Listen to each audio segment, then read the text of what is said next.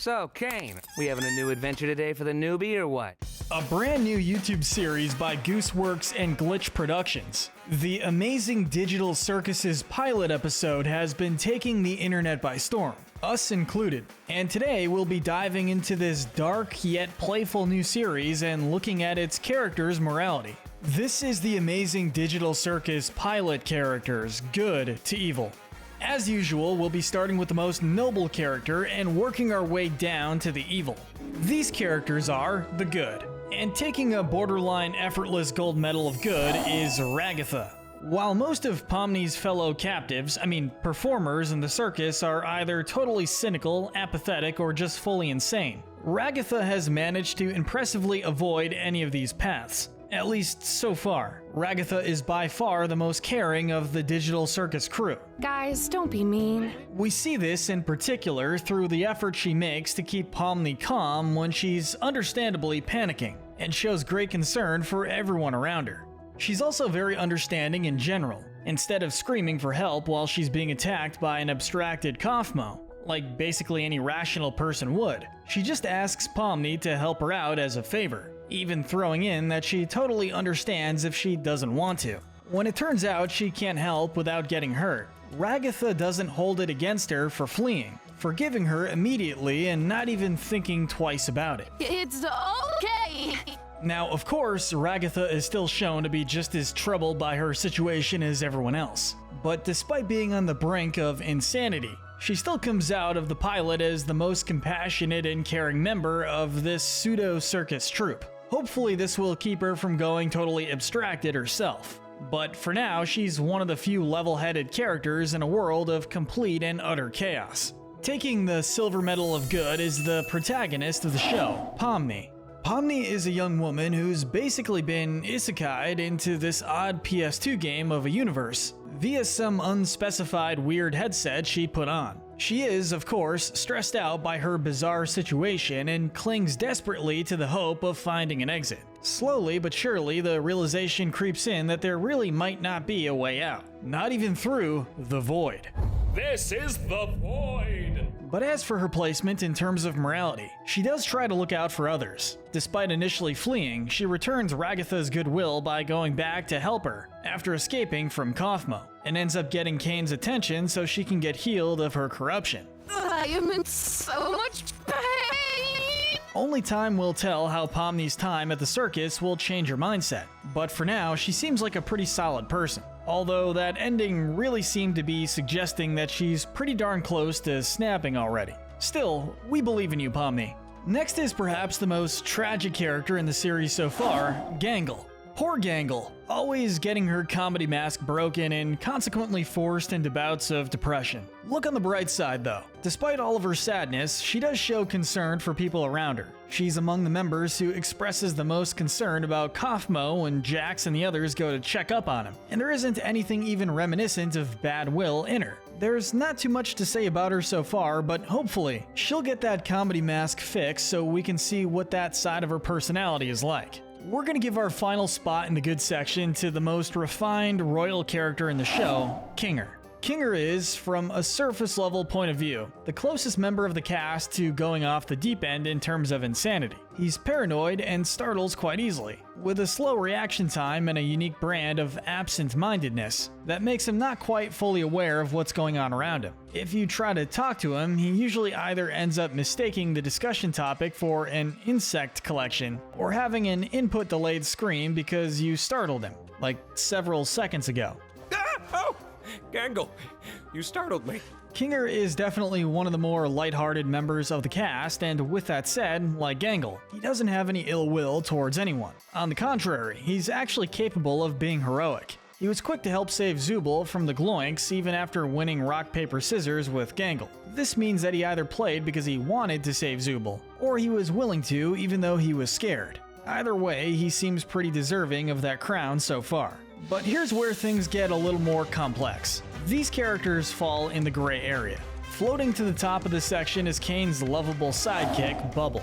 Bubble is comparable to a hyperactive dog with extremely excitable and spontaneous behavior, sometimes obnoxious, always strange, and always intended to help his master. In other words, he's basically Gur from Invader Zim, except with a little more sanity, and he's also a Bubble with chain chomp teeth. Always excited to see what Caine has in store for the circus, Bubble is often finding himself temporarily popped out of existence for his eccentric behavior. But don't worry though, it actually doesn't hurt him, and he comes right back every time. Yeah, I was worried too the first time. Honestly, a dark comedy series needs some characters like Bubbles, who are just plain silly, and for that, we kind of have to salute him as one of the best characters. Hopefully no plot twist makes us regret saying that later on. The only reason we can't place him in the good section is that, while he is friendly, he is also the right-hand man to Caine, who is certainly more questionable in terms of morality, but we'll get to him later. Zooble is shaping up to be our next entry. Perhaps the most neutral character in the cast so far. She's just kind of done with everything. She drops out of any activity she isn't forced to participate in, and while she's not the nicest member of the bunch, she's also not particularly mean, just very cynical. She also strangles Jax in one scene, so that earns her some good points. Next is dearly departed and abstracted Kaufmo. Little is known about Kaufmo's personality. Being a clown, we can assume he likes to make others laugh, and we know for a fact that he'll be offended if his jokes don't do the job for you. But unfortunately, by the time we actually see him in the episode, he's already grown fully abstracted. Abstraction being a horrific transformation that causes characters to become monsters who corrupt whatever they touch once their mental state finally reaches a total breaking point. The poor guy turns into a straight-up monster at this point, and combining that with our lack of knowledge regarding his actual character, we have to leave him in the gray area. And rounding out that gray area is the show's host himself, Caine. Every circus needs a ringmaster, and Caine is more than happy to fill that role for the digital circus. Like Bubble, he's an AI rather than a human trapped in his world, and he's by far the character with the most mystery surrounding him. Who made Caine? Is he good, evil, neutral? Is he just vibing? Well, it's way too early to say, like with most of these guys. But we're gonna play Caine's advocate here and say that there's a lot more than meets the eye. First, his good traits. Caine gives the members of the digital circus adventures to go on so they won't get bored and or go insane. Same difference, really. And he has the power to heal them of corruption before they go totally abstracted, at which point he has to cast them away so they don't hurt anyone else. So technically, he is single-handedly keeping several people from going nuts, or at least delaying it. But now on to the villain argument.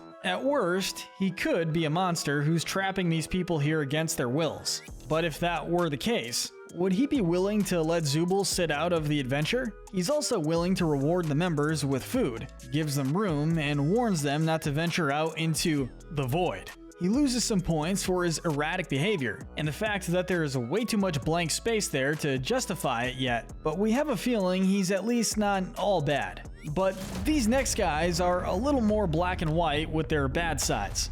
These characters are the bad and the evil. With only 2 characters left, we have to give the silver medal of evil to Jax. Sure, we only have 1 episode with these characters so far, and so it goes without saying that there's gonna be more to all of them than meets the eye. We don't know anything about any of these guys' human lives, but we do know one thing about Jax that differentiates him from the others. He is such a jerk. We get it, being stuck in the same place for so long, you grow apathetic and start to wonder what the point of anything is. At that point, you have multiple paths. You can be like Ragatha, trying to keep everyone as safe and comfy as possible, or you can be like Kinger and go slowly insane while maintaining some morals. You can even be like Zooble, who just doesn't really care at this point. But Jax takes possibly the worst path of all, by just being mean due to the lack of consequences. He shoves people around, physically assaulting them on multiple occasions, has keys to everyone else's rooms, and ultimately causes mischief just to watch funny things happen to others. It's all just a game to Jax. And while we wouldn't quite call him an evil person, he is definitely a big jerk. But compared to the gold medalist of evil, the Gloink Queen, he's practically a saint. Unlike the other monarch of the cast, Gloink Queen is a tyrant who wants to make everyone into gloinks. She is an AI like Caine and Bubble, and is only intended to serve as the endgame of one of the circus's adventures. That doesn't change her being a monster who basically wants to make a new world order, where there's only one race. For a character who's probably never even going to be mentioned again, that is kind of intense.